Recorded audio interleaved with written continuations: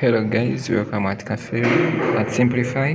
So we are looking at the quotient rule, and the quotient rule will always be given a fraction, and so the derivative of this fraction will always be the denominator. The denominator will always mean this one times the derivative of the denominator. That means you get this numerator, you find its derivative.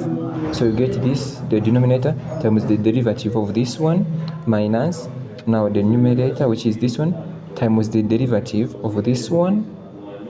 We divide by or out of like this, out of the square of the denominator, out of the square of this. So that is simplified in this form, that the derivative of the quotient rule equals to the numerator times the derivative of the denominator minus the denominator times the derivative of the numerator out of the denominator squared, or the square of the denominator. Take an example of this. An example of that, we have this fraction y equals to this. So we say let your u, which is the numerator, be that, and let our v be this, which is the denominator. So we are saying du dx, we still use the power rule. This 3 comes and multiplies with this 4 times the x reduces by 1 to get this. So we get that. Then we come to this v. Linear rule, when we always take the coefficient. So the v, the x equals to 2. Now we put in our equation. Which equation are we putting in?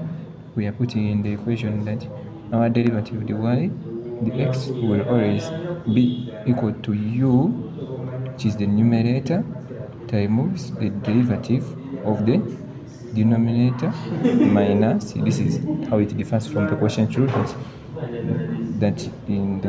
this is how it differs from the product rule, that in product rule we added, and in the quotient rule we subtract, times the denominator times the derivative of the numerator out of the denominator squared. Yeah, so that means we have this one, which is our u, which is here, or which is our numerator, times the derivative of the denominator. Where's the denominator? This is our denominator, and its derivative is 2. That's why we have times 2 minus now the minus the denominator, which is here, then times the derivative of the numerator. And what is the derivative of that one? We found out that it is this. So that is what we have. So you remember this subtraction, out of the denominator, but you square it. And so now here we just simplified. 4 times this, we get 8 x power 3 minus this minus you are seeing here. So we have 12 times this, I probably think it is that, and 12 times this, I probably think it is this. But you notice that this negative is affecting here, so that means probably here we have a plus.